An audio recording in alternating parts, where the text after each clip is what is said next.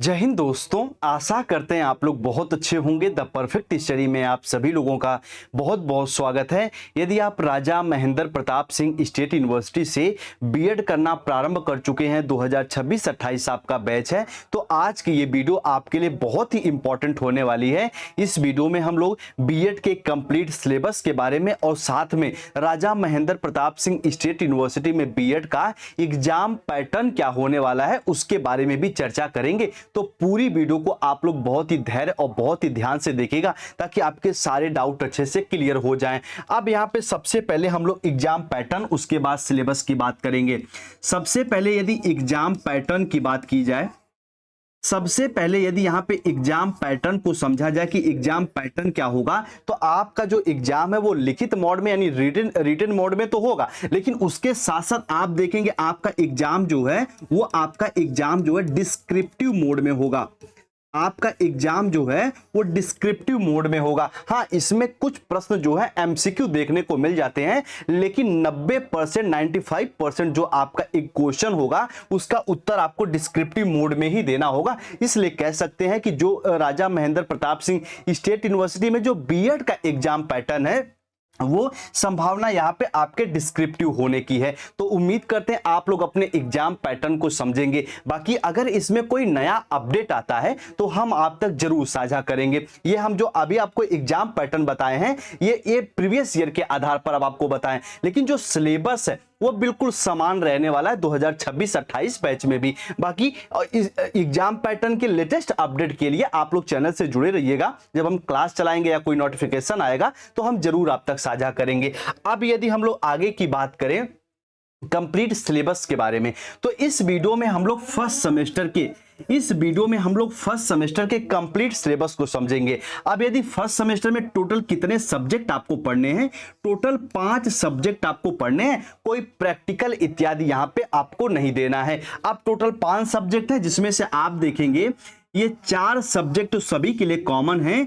एक सब्जेक्ट आपका ऑप्शनल है यानी वैकल्पिक पत्र है, जिसका आपको चुनाव करना होगा 4 सब्जेक्टों में। अब हम लोग समझते हैं कि ये जो 4 पेपर कॉमन है, सबसे पहले इनकी बात करें।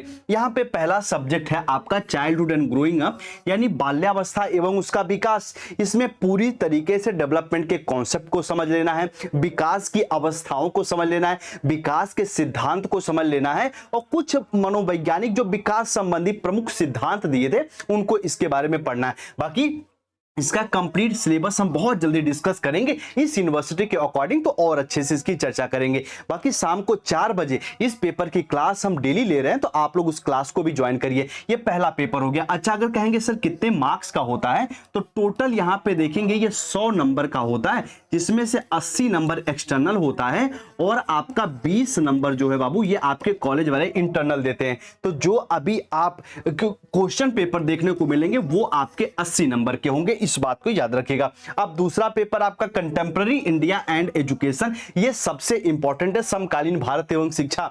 इसमें आपको ये पढ़ लेना है कि हमारे भारतीय पद्धति में किस प्रकार से शिक्षा का विकास हुआ, शिक्षा के लिए कौन कौन से महत्वपूर्ण आयोग या सुधार हुए, उसके बारे में आपको पढ़ लेना। कुछ प्रमुख विचारकों के बारे में पढ़ लेना। ये आपका दूसरा पेपर हो गया। सेम अगर हम लोग मार्क्स की बात करें तो ये भी आपका 100 मार्क्स का होता है, जो कि आपका 80 और 20 में ये बटा हुआ होता है। ये आपका एक्सटर्नल है, यानी जहां आपका सेंटर जाएगा, जो क्वेश्चन पेपर देखने को मिलेंगे वो 80 नंबर के होंगे और 20 नंबर आपका इंटरनल होगा। उसके साथ साथ आपका तीसरा और सबसे इंपॉर्टेंट पेपर है लैंग्वेज अक्रॉस द करिकुलम यानी पाठ्यचर्या में की एक भाषा। आप कहेंगे सर इसमें क्या पढ़ना होता है, मोटी मोटा समझ लीजिएगा। आपको लैंग्वेज के कॉन्सेप्ट को समझना है, हमारे भाषा का पाठ्यक्रम में क्या योगदान है, यानी पाठ्यक्रम कैसे और मित व्यापी हो, बच्चे पाठ्यक्रम का उपयोग करके कैसे और ज्यादा ज्ञानवर्धक हो जाएं, ज्ञान को प्राप्त कर पाए, उसमें भाषा का क्या रोल है, भाषा का कॉन्सेप्ट क्या है,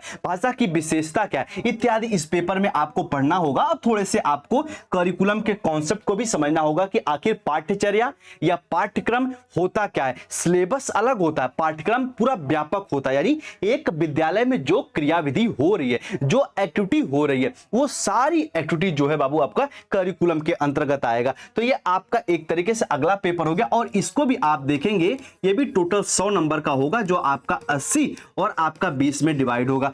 अब सबसे रोचक बात यहां से शुरू हो रही है।